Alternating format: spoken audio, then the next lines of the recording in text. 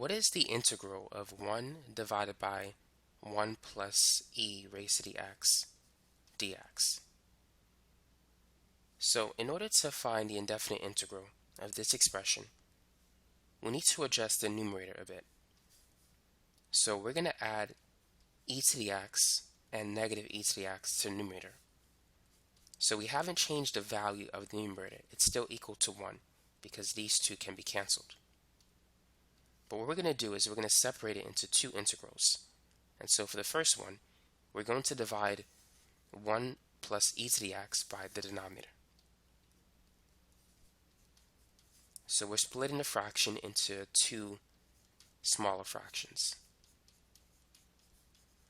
And then the remaining part, we're going to divide it by the same denominator. So we're going to have minus e to the x over 1 plus e to the x.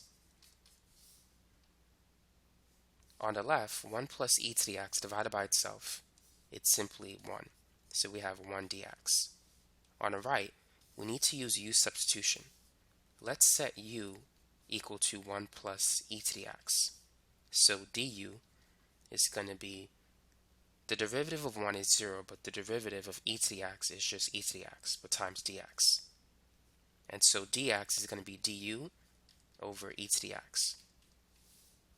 So let's replace 1 plus e to the x with the u variable, and then let's replace the dx with du over e to the x. So this is going to be minus integral e to the x over u times du over e to the x. And so we could cancel these two.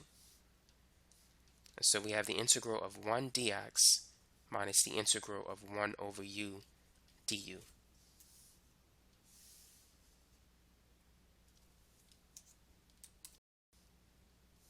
The antiderivative of 1 dx is simply x, and the antiderivative of 1 over u is the natural log of u plus some constant c.